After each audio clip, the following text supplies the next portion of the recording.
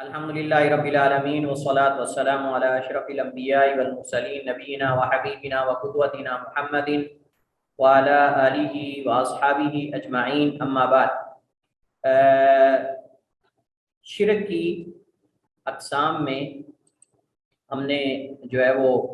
عبادت میں اور اسماء و صفات اور ربوبیت میں شرک کے حوالے سے ہم نے اس کا آغاز کیا تھا موضوع کا، اور کل ہم نے ربوبیت میں جو شرک کیا جاتا ہے اس کی مختلف صورتیں ہم نے پڑھی تھیں۔ آج ہمارے پاس اسماء و صفات اور الوہیت یعنی عبادت میں شرک کی مختلف اقسام ہیں، جن میں سے کچھ حصہ ہم انشاءاللہ پڑھیں گے اور بقیہ اس کا انشاءاللہ اگلے لیکچرز میں مکمل کریں گے۔ تو چونکہ اسماء و صفات میں شرک جو ہے یہ الوہیت اور عبادت میں شرک کے مقابلے میں بہت کم ہے، تو اس وجہ سے اسماء و صفات میں شرک کو مقدم کیا گیا ہے، اس عنوان کو، اس موضوع کو، الوہیت اور عبادت میں شرک سے۔ تو سب سے پہلے ہم اس کو پڑھیں گے، وگرنہ ترتیب میں اسماء و صفات بعد میں آتا ہے، لیکن ہم اس کو دوسرے نمبر پر اس وجہ سے پڑھ رہے ہیں چونکہ یہ مختصر ہے اور زیادہ لمبی بحث جو ہے وہ الوہیت اور عبادت میں شرک کے اندر آئے گی، اور یہ ساری چیزیں اصل میں توحید کے منافی ہیں، یا توحید کے کمال کو ختم کر دینے والی، ایمان میں نقص پیدا کرنے والی ہیں، یا پھر ایمان کو ختم کر دینے والی ہیں۔ تو اسماء و صفات میں شرک سے مراد یہ ہے کہ کسی اسماء و صفات میں سے کسی چیز میں بھی خالق اور مخلوق کو برابر کر دینا، یہ اسماء و صفات میں شرک کہلاتا ہے۔ اس کی آگے مختلف قسمیں ہیں، شرک تشبیہ ہے اور شرک اشتقاق ہے۔ شرک تشبیہ سے کیا مراد ہے؟ شرک تشبیہ سے مراد یہ ہے کہ اسماء و صفات میں اللہ تعالیٰ کے خصائص کو مخلوق کے لیے یا مخلوق کے خصائص کو اللہ تعالیٰ کے لیے ثابت کرنا۔ دیکھیے اللہ تعالیٰ کے نام جو ہیں وہ دو طرح کے ہیں، اللہ تعالیٰ کے نام اور اللہ تعالیٰ کی صفات دو طرح کی ہیں۔ کچھ اللہ تعالیٰ کے نام ایسے ہیں کہ جو صرف اللہ تعالیٰ کی ذات کے ساتھ خاص ہیں، جو صرف اللہ تعالیٰ کی ذات کے ساتھ خاص ہیں، وہ بندوں میں سے کسی کا نام نہیں رکھا جا سکتا، جیسا کہ لفظ اللہ ہے، رزاق ہے، اور اسی طرح جو ہے وہ قہار ہے، اور یعنی یہ نام جو ہیں احد ہے، یہ اللہ تعالیٰ کے ساتھ خاص ہیں، اور یہ مخلوق میں سے کسی کو جو ہے وہ یہ نام نہیں دیے جا سکتے۔ کچھ نام ایسے ہیں جو خالق اور مخلوق کے درمیان مشترک ہیں، جیسے سمیع ہے، بصیر ہے، رؤوف ہے، رحیم ہے۔ اب یہ نام ایسے ہیں جو اللہ تعالیٰ نے خود قرآن کریم کے اندر مخلوق کے لیے استعمال کیے ہیں۔ نبی کریم علیہ السلام کو اللہ تعالیٰ نے رؤوف اور رحیم کہا ہے، اس طرح انسان کو سمیع اور بصیر کہا ہے، فجعلناہ سمیعا بصیرا، اور بھی کئی نام ہیں جو استعمال ہوئے ہیں۔ اب اس میں جو معانی ہیں اللہ کے لیے وہ ہیں جو اللہ کی ذات کے ساتھ خاص ہیں، خصائص ان کے، اور بندوں کے لیے وہ ہیں جو بندوں کے ساتھ خاص ہیں۔ یعنی ہم جب بندے کو کہیں گے سمیع اور بصیر، تو بندہ سمیع اور بصیر اس اعتبار سے ہے جو بندے کے ساتھ اس کی خصوصیات ہیں، سننے اور دیکھنے کی صلاحیات ہیں، اور اللہ تعالیٰ کے سمیع اور بصیر ہونے کا مطلب کامل و صفات ہیں۔ وہ اللہ کی صفات بندوں کے اندر نہیں ہو سکتی، اور بندوں کی صفات یعنی سننا اور دیکھنا، بندوں کے سننے اور دیکھنے کے اندر نقص ہے، اور اللہ تعالیٰ اس سے پاک ہے۔ لہٰذا یہ مشترک جو نام ہیں ان کے معنی بندوں کے لیے وہ ہیں جو بندوں کے ساتھ خاص ہیں، اور اللہ کے لیے وہ ہیں جو اللہ تعالیٰ کی ذات کے ساتھ خاص ہیں۔ لہٰذا بندوں کے ان ناموں میں جو خصائص ہیں وہ اللہ تعالیٰ کو دے دینا، یا اس کے حق میں کوئی ایسا عقیدہ رکھنا، یا اللہ تعالیٰ کے خصائص کے بارے میں بندوں کے اندر عقیدہ رکھنا کہ وہ بھی اس کے مالک ہیں، یہ حقیقت میں شرک تشبیہ کہلاتا ہے۔ اس کی کئی صورتیں ہیں، جب صورتیں ہم پڑھیں گے تو مسئلہ مزید واضح ہو جائے گا۔ مثلاً کہنے والے کا یہ کہنا کہ اللہ تعالیٰ کا ہاتھ مخلوق کے ہاتھ کی طرح، یہ ہم اسماء و صفات کے اندر پڑھ چکے ہیں، تشبیہ اسے کہتے ہیں، تمثیل بھی کہتے ہیں۔ اور اس کا عرش پہ مستوی ہونا مخلوق کے عرش پہ مستوی ہونے کی طرح ہے، یعنی الرحمن علی العرش استویٰ، رحمان اپنے عرش پہ مستوی ہے۔ لیکن کوئی بندہ یہ کہے کہ اللہ اپنے عرش پہ ایسے مستوی ہے جیسے بندہ مستوی ہوتا ہے، جیسے کوئی بادشاہ مستوی ہوتا ہے، تو یہ تشبیہ ہے اور یہ شرک ہے اللہ تعالیٰ کی ذات کے ساتھ۔ دوسری صورت یہ ہے کہ کسی انسان کے بارے میں یہ عقیدہ رکھنا کہ وہ ہر جگہ ہر ایک ہی سنتا ہے، یہ بھی شرک ہے، کیونکہ اللہ تعالیٰ کی صفت سمع ہے، سننے کی صفت یہ اللہ کی ہے کہ اللہ ہر جگہ سنتا ہے اور ہر ایک ہی سنتا ہے، ہر وقت سنتا ہے۔ لہٰذا کوئی بندہ یہ عقیدہ رکھے کہ فلاں ولی، فلاں نبی، یا فلاں جو شخصیت اور ہستی ہے اللہ کے علاوہ وہ بھی ہر جگہ سنتا ہے، ہر جگہ جو ہے وہ ہر ایک ہی سنتا ہے، تو یہ بھی اللہ تعالیٰ کی صفت کے اندر مشارکت کرنا ہے اور شریک ٹھہرانا ہے، اللہ تعالیٰ کے مخلوق کو برابر کر دینا ہے، کیونکہ اس اللہ تعالیٰ کی صفت میں، صفت سمع میں مشارکت ہوتی ہے اس سے، کیونکہ اس سے اللہ تعالیٰ کی صفت سمع میں مشارکت ہوتی ہے، اور ایسا مخلوق کے حق میں ممکن نہیں ہے کہ وہ ہر جگہ ہر ایک کی سنتا ہو، انسان ناقص ہے، یہ ممکن نہیں ہے۔ ہاں اگر اللہ تعالیٰ کسی کی کوئی بات اپنی مرضی سے کسی کو سنا دے تو یہ ایک الگ بات ہے، یہ ایک الگ بات ہے، لیکن ہر ایک کے بارے میں عقیدہ رکھنا کہ وہ ہر وقت ہر ایک کی سنتا ہے، وہ ایسا ممکن نہیں۔ تیسری صورت اس میں سے یہ ہے شرک تشبیہ کے اندر اللہ تعالیٰ کے علاوہ کسی اور کے بارے میں علم غیب کا دعویٰ کرنا، جیسا کہ بعض لوگ انبیاء، اولیاء، صالحین کے بارے میں علم غیب کا دعویٰ کرتے ہیں اور یہ عقیدہ رکھتے ہیں۔ اسی طرح کہانت کرنے والے کاہنوں کا علم غیب جاننے کا دعویٰ کرنا، جو کاہن ہوتے ہیں کہانت کرنے والے، اب وہ آپ جانتے ہیں کہ علم غیب کا دعویٰ کرتے ہیں کہ ہم غیب کی خبریں دیتے ہیں۔ تو بعض انبیاء اور اولیاء صالحین کے بارے میں علم غیب کا دعویٰ کرتے ہیں، اسی طرح کہانت یعنی کاہن وغیرہ جو علم غیب کا دعویٰ کرتے ہیں۔ اور یہ جو کاہن اور جادوگروں کے بارے میں جو عقیدہ رکھتے ہیں، ایک تو یہ کہ جو بذات خود یہ دعویٰ کرے کہ میں عالم الغیب ہوں یا میں غیب کی خبریں، مستقبل کی خبریں بتاتا ہوں، ایک یہ کہ ان کے بارے میں کوئی دوسرا ہی عقیدہ رکھے کہ فلاں شخص جو ہے وہ غیب کی خبریں دیتا ہے، مستقبل کے بارے میں بتاتا ہے، اور ساری یہ بھی اللہ کے ساتھ شرک کے اندر آتا ہے، اور یہ غیب کے اندر شرک ہے۔ اللہ تعالیٰ کی جو صفت غیب ہے اس کے اندر یہ شرک ہے، کوئی خود دعویٰ کرے یا کسی دوسرے کے بارے میں دعویٰ کرے۔ اسی طرح ستاروں، برجوں اور موسم وغیرہ سے لوگوں کو خبریں بتانے والے، ستارے دے کر کہتے تیری قسمت کو بتاتا ہوں، ستارہ فلاں جگہ پہ آ گیا ہے تو اب ملک کے حالات ایسے ہو جائیں گے، اگر ستارہ فلاں طلوع ہو گیا تو ملک کے حالات ایسے ہو جائیں گے، اگر موسم ایسا ہے تو حالت یہ ہوگی ملک کی۔ مطلب یہ جو برج اور ستارے اور موسم کو دیکھ کر لوگوں کے حالات بیان کرنے والے، روزانہ آپ دیکھتے ہوں گے اخبارات میں آتا ہے کہ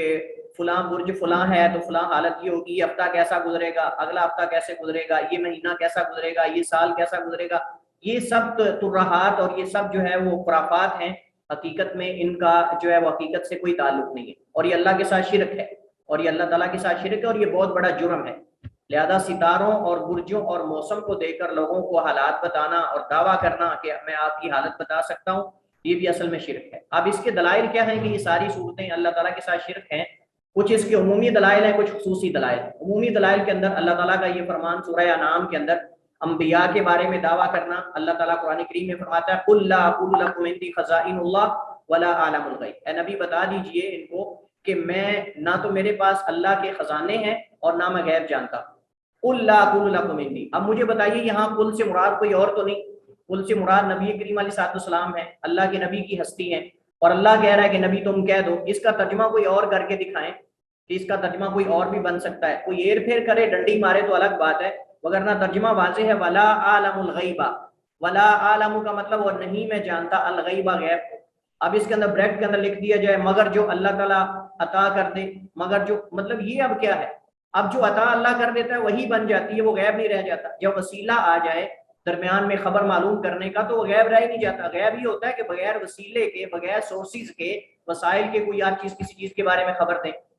یہ غیب ہے۔ لیکن جب آپ کوئی سورسز استعمال کرتے ہیں، وسائل استعمال کرتے ہیں تو یہ غیب رہ نہیں جاتا۔ اس وجہ سے جو ڈاکٹر حضرات الٹراساؤنڈ کر کے بتاتے ہیں یہ بچی ہے یا بچہ ہے، تو یہ وسیلہ آ گیا درمیان میں، سورسز وسائل آ گئے، اس کو غیب نہیں کہیں گے۔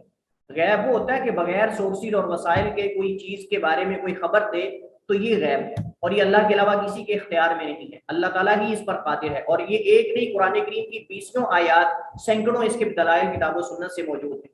قُلْ لَا أَقُولُ لَكُمْ عِندِي خَزَائِنُ اللَّهِ وَلَا أَعْلَمُ الْغَيْبَ، نبی فرما دیجئے کہ نہ تو میرے پاس اللہ کے کوئی خزانے ہیں کہ میں لوگوں کو امیر کرنے والا، غریب کرنے والا ہوں، اور نہ ہی میں غیب کی خبریں رکھنے والا ہوں۔ اور دوسری جگہ اللہ تعالیٰ فرماتا ہے سورہ نمل کے اندر قُلْ لَا يَعْلَمُ مَنْ فِي السَّمَاوَاتِ وَالْأَرْضِ قُلْ لَا يَعْلَمُ مَنْ فِي السَّمَاوَاتِ وَالْأَرْضِ الْغَيْبَ إِلَّا اللَّهُ وَمَا يَشْعُرُونَ أَيَّانَ يُبْعَثُونَ، کہ نبی فرما دیجئے کہ زمین و آسمان میں غیب کی کسی کو خبر نہیں، کوئی نہیں جانتا مگر اللہ تعالیٰ۔ وما یشعرون ایان یبعثون، انہیں تو یہ بھی پتہ شعور نہیں ہے کہ کب اٹھائے جائیں گے،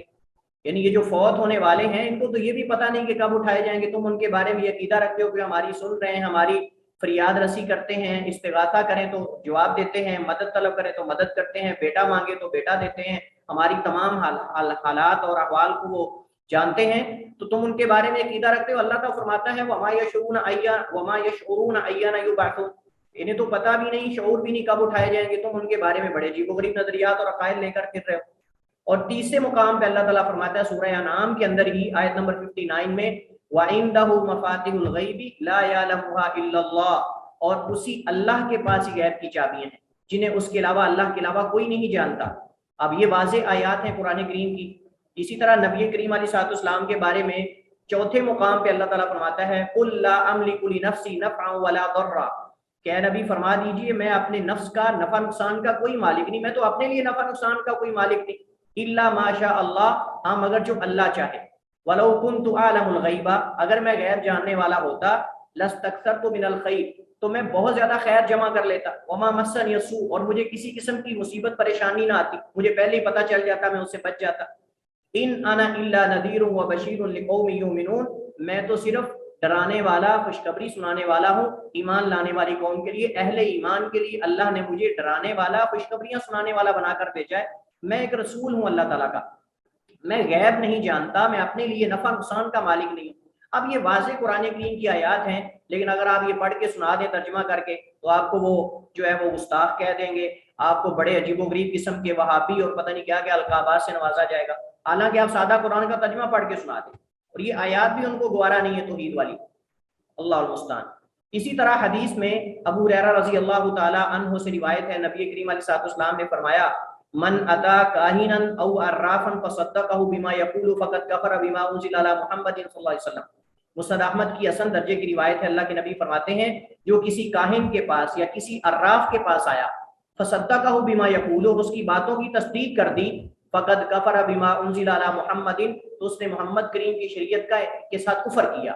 جو اللہ نے محمد کریم پہ اتارا ہے یعنی کتاب و سنت، اس نے اس کے ساتھ کفر کر دیا، انکار کر دیا اس نے، اور یہ حدیث جو ہے وہ حسن درجے کی ہے۔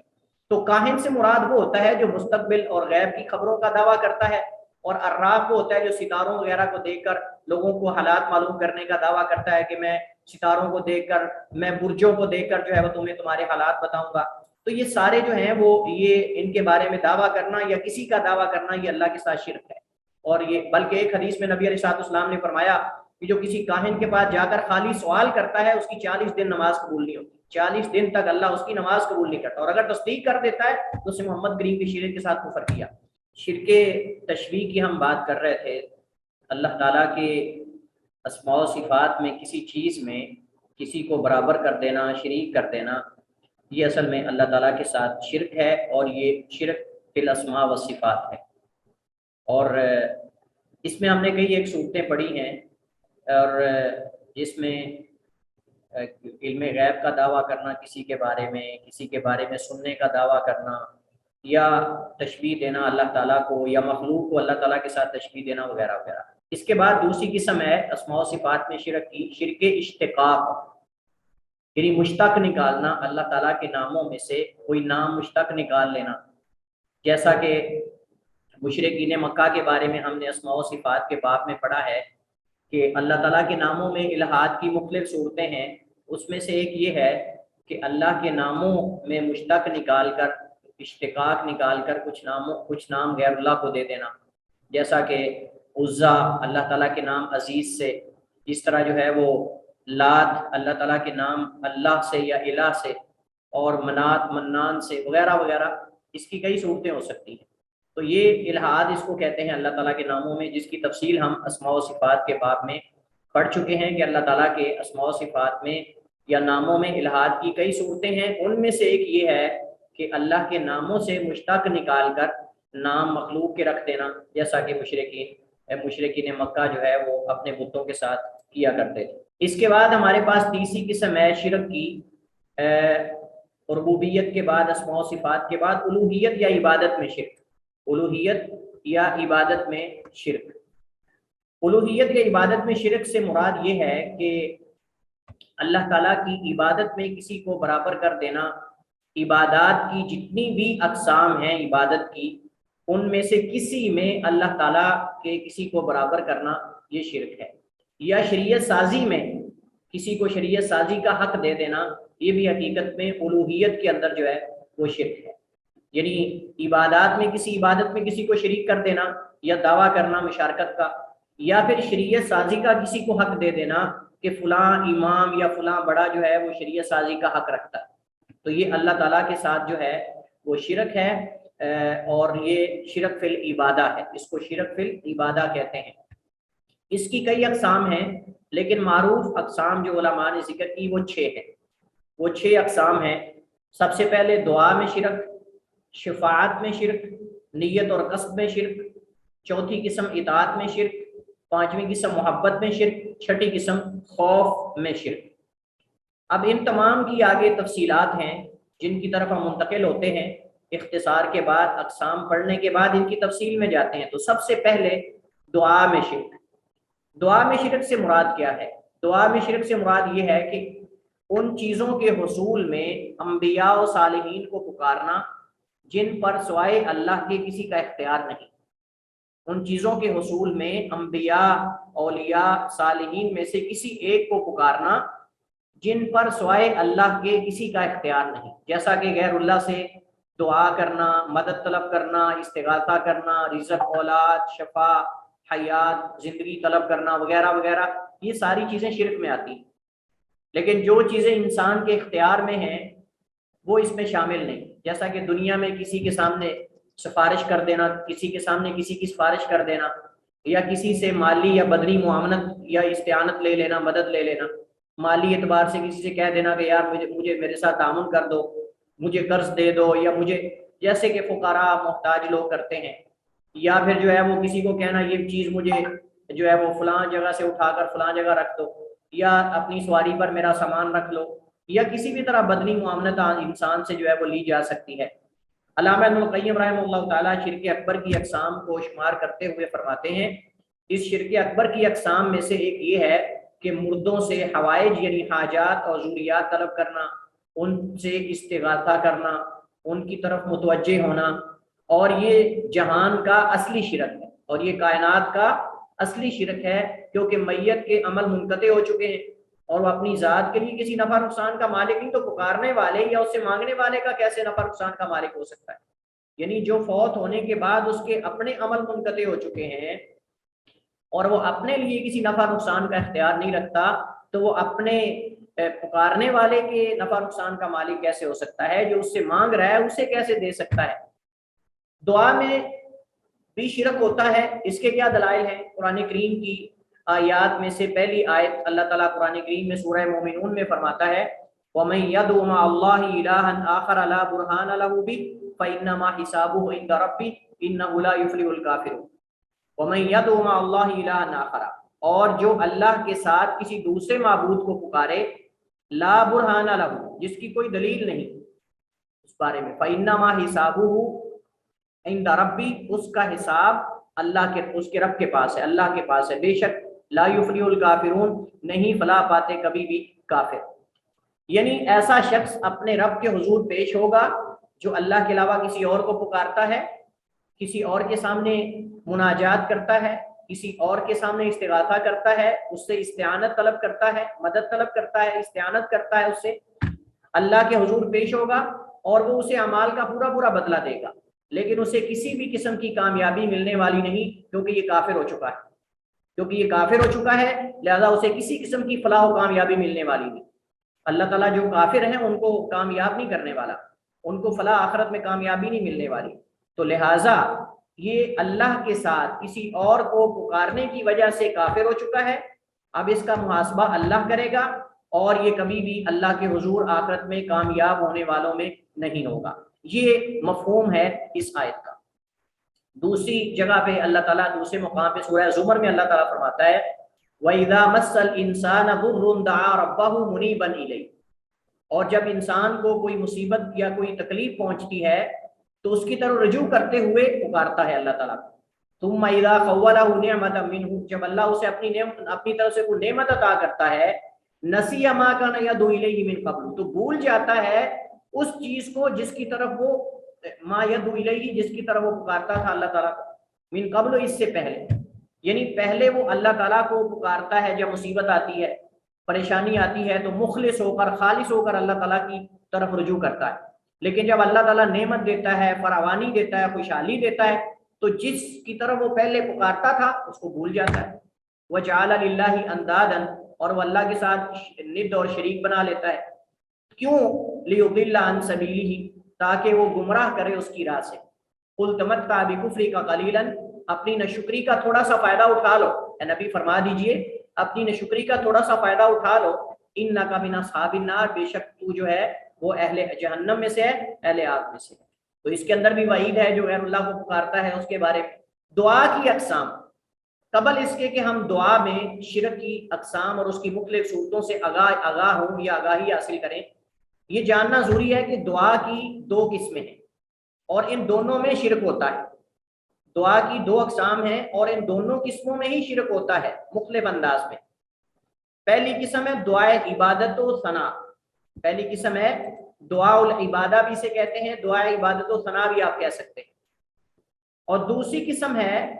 دعا المسئلہ، دعا المسئلہ یا دعائے مسئلہ و طلب۔ تو علماء کرام دعا کو دو حصوں میں تقسیم کرتے ہیں، ایک دعائے عبادت ہے دعا العبادہ، اور ایک دعا المسئلہ ہے۔ دعا العبادہ کا مفہوم بڑا وسیع ہے، دعائے عبادت و ثنا اس کا مفہوم بہت زیادہ وسیع ہے۔ اس میں اللہ تعالیٰ کی جتنی بھی عبادات ہیں وہ ساری آتی ہیں، اطاعت، فرما برداری، ثنا، ذکر، جیسا کہ نماز، سجدہ، طواف، اسی طرح جو ہے وہ قربانی دینا، ذبح کرنا، طواف، یہ ساری چیزیں اس میں آتی ہیں۔ تو گویا کہ ہم نے پڑھا تھا نماز کی تعریف کے اندر، جب ہم نے نماز کی تعریف پڑھی تھی تو ہم نے یہ پڑھا تھا کہ عربی زبان میں صلاۃ کا معنی ہے دعا، عربی زبان میں صلاۃ کا معنی کیا ہے؟ دعا۔ تو چونکہ نماز کے اندر بھی دعا کی جاتی ہے، ذکر ہوتا ہے، تو اس کو اس وجہ سے صلاۃ کہتے ہیں۔ تو لہٰذا دعا دو طرح کی ہے، ایک دعائے عبادت ہے، ایک دعائے مسئلہ ہے۔ دعائے عبادت کے اندر تمام عبادت کی اقسام آتی ہیں، جس میں سجدہ، رکوع، نماز اور طواف، ذبح کرنا، نظر ماننا، قربانی دینا، یہ ساری اس کے اندر چیزیں آتی ہیں۔ دوسرا ہے دعائے مسئلہ و طلب، جس میں انسان اللہ تعالیٰ سے کچھ سوال کرتا ہے، کسی چیز کا سوال کرتا ہے یا کسی چیز سے اس کی اللہ کی پناہ مانگتا ہے، یعنی اس قسم کا تعلق جو ہے حصول منفعت اور دفع مضرت سے ہے۔ آپ یہ کہہ سکتے ہیں اس قسم کا